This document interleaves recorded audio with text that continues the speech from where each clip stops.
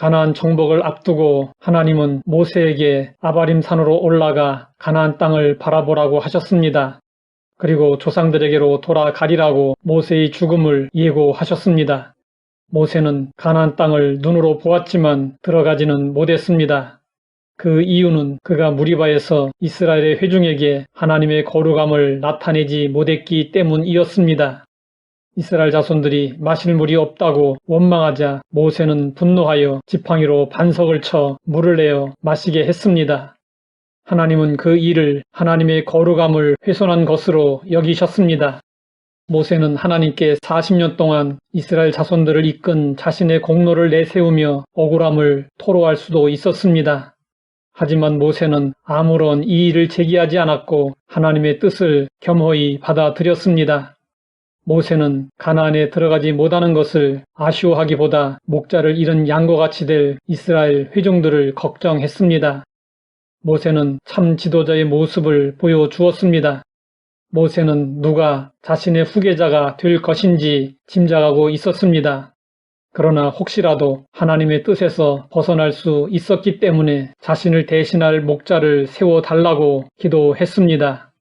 여호와 모든 육체의 생명의 하나님이시여 원하건대 한 사람을 이 회중 위에 세워서 그로 그들 앞에 출입하며 그들을 인도하여 출입하게 하사 여호와의 회중이 목자 없는 양과 같이 되지 않게 하옵소서. 하나님은 모세의 기도를 들으시고 눈의 아들 여호수아를 지명하셨습니다. 여호수아는 이스라엘 자손들이 원망하고 불평하며 반역할 때에도 변함없이 오직 믿음으로 모세를 따랐습니다. 하나님은 여호수아에 대하여 그 안에 영이 머무는 자라고 하셨습니다. 하나님은 지도자를 세우는 원칙을 분명히 보여주셨습니다. 하나님 나라의 지도자는 무조건 성령으로 충만한 자이어야 합니다. 모세는 하나님이 명령하신 대로 여호수아를 데려다 제사장 엘르아살과 온 회중 앞에 세우고 여호수아에게 안수하여 자신을 대신할 이스라엘의 목자로 세웠습니다. 모세는 광야 40년 동안 단 한 번도 하나님을 저버리지 않았습니다. 이스라엘 자손들의 끝없는 원망과 불평에도 오직 하나님만 바라보며 모든 문제를 하나님께 맡겼습니다. 그때마다 하나님은 응답하시고 이스라엘을 인도해 주셨습니다. 오르막이 있으면 내리막이 있습니다. 그런데 권력의 정점에 서 있게 되면 권력의 맛에 빠져 과감히 내려오지 못합니다. 모세는 지도자의 자리에서 내려올 때 나이가 120세였지만 눈이 흐리지 않았고 기력이 쇠하지 않았습니다. 하지만 모세는 자신이 물러날 때를 알았습니다. 그랬기 때문에 그의 뒷모습은 추하지 않았고 아름다웠습니다. 사람은 누구나 늙고 죽게 됩니다. 모세는 인생의 짧고 허무함을 노래했습니다. 우리의 모든 날이 주의 분노 중에 지나가며 우리의 평생이 순식간에 다하였나이다.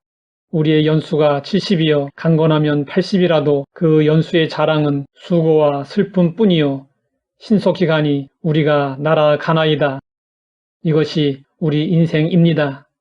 모세는 짧고 허무한 인생을 살면서 하나님의 뜻에 순종하고 사명을 다했습니다. 모세는 심히 남아 있었지만 머뭇거리지 않고 지도자의 자리에서 내려와 여호수아에게 지도력을 이양했습니다. 그리고 죽음을 맞기 위하여 홀로 산으로 올라갔습니다.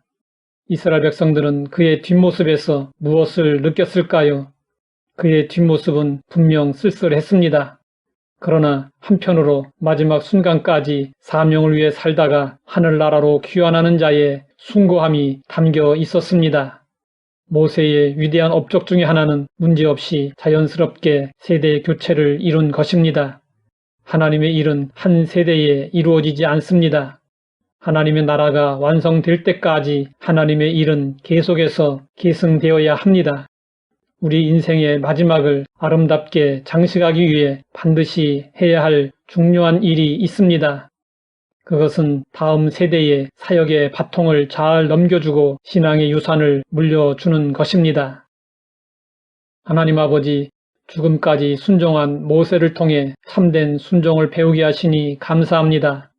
일평생 오직 하나님만을 바라보며 헌신한 모세처럼 우리도 그렇게 살게 하옵소서. 예수님의 이름으로 기도드립니다.